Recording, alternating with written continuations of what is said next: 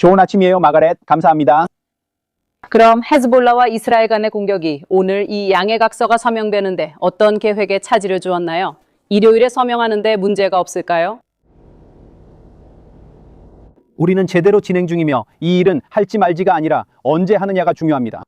이런 일들이 진행되는 데에는 물리적인 문제들이 있습니다. 우리는 헤즈볼라가 이스라엘 북부에 로켓을 발사하는 것에 주의를 기울이고 있습니다. 그들은 이런 행동을 멈춰야 하며 이라는 그들에게 이를 강력하게 촉구해야 합니다.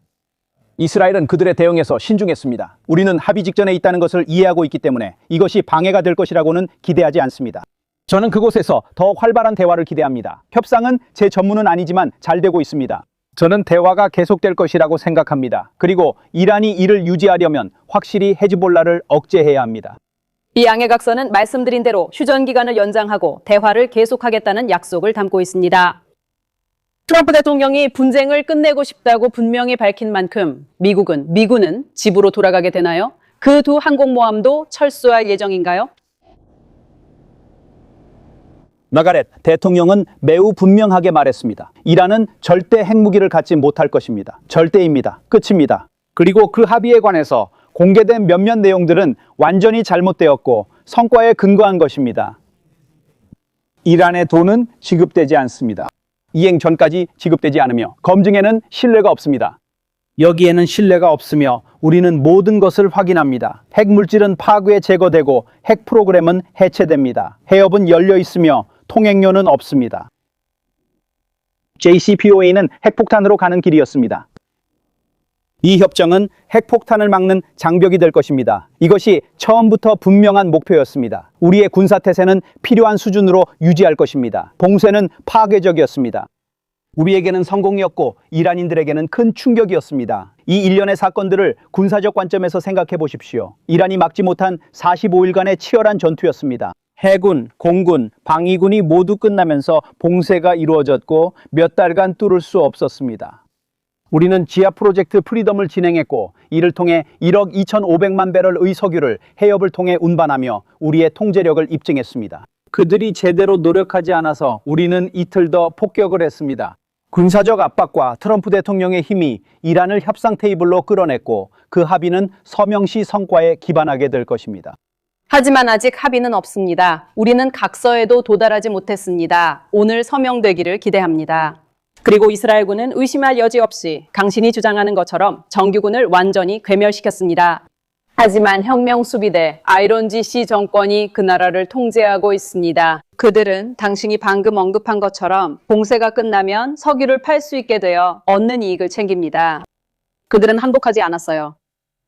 그들은 협상 중이에요.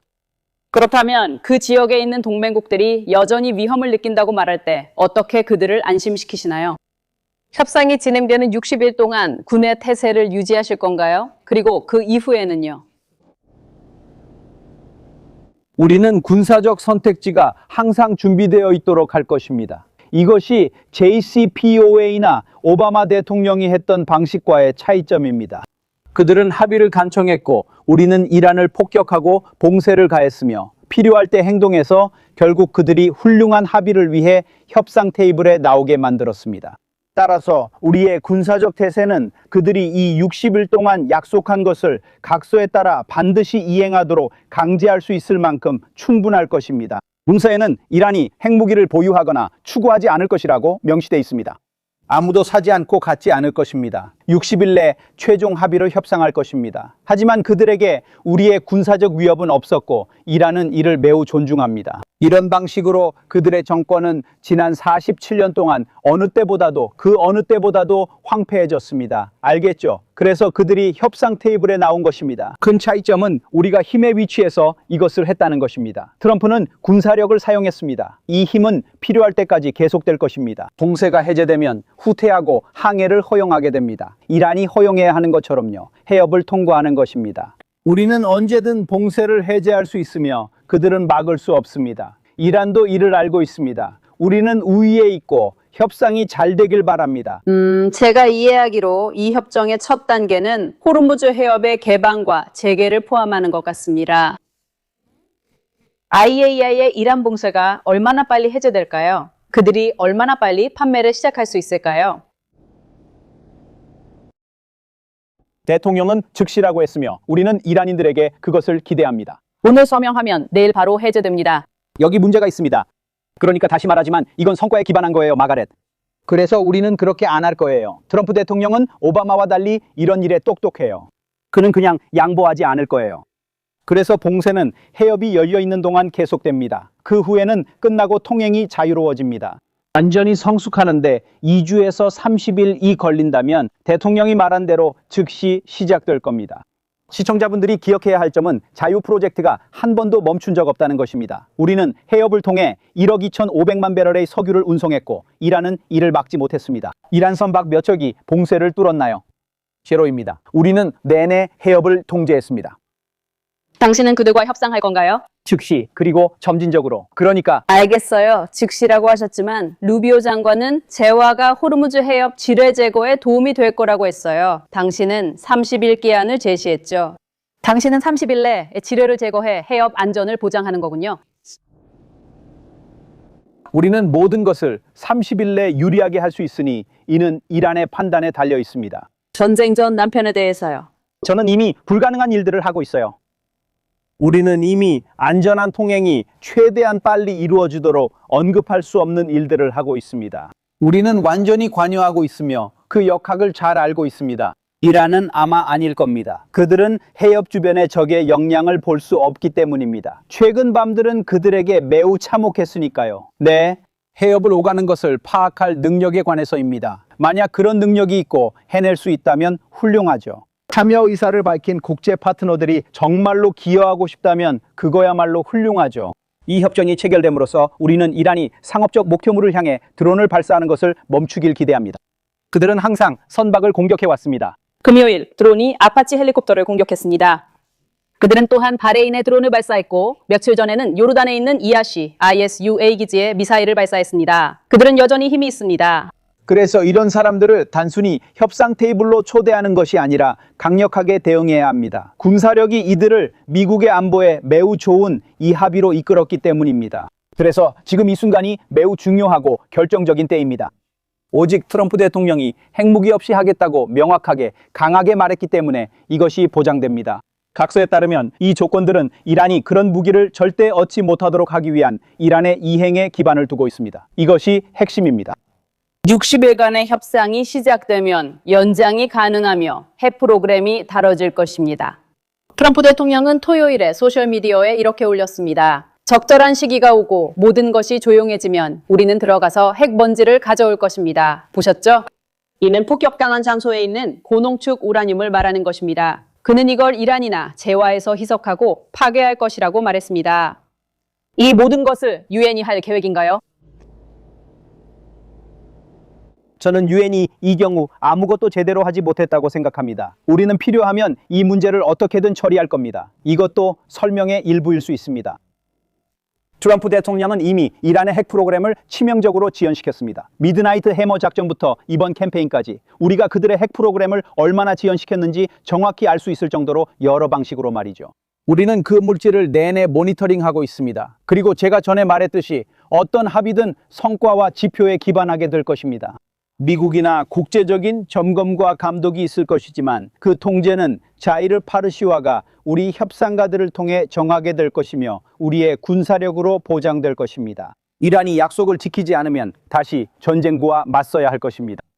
우리는 그렇게 하고 싶지 않았고 트럼프 대통령도 원하지 않았지만 그것이 그들의 군대에 얼마나 치명적인 영향을 미쳤는지 알고 있습니다. 네, 그들은 방공망과 능력면에서 이런 일이 재발하길 원치 않습니다. 두 번 다시 공격함으로써 그들은 다시 시작할 의사가 없고 그것이 그들을 더 늦출 것임을 보여줍니다.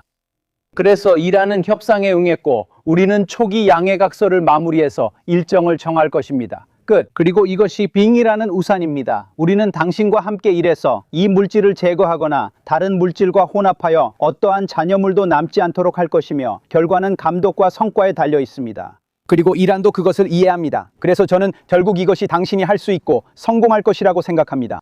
이러한 세부 사항들은 매우 중요하며 아직 협상이 필요합니다. 당신이 말한 것에 따르면 AIA가 관여할 수도 있겠네요.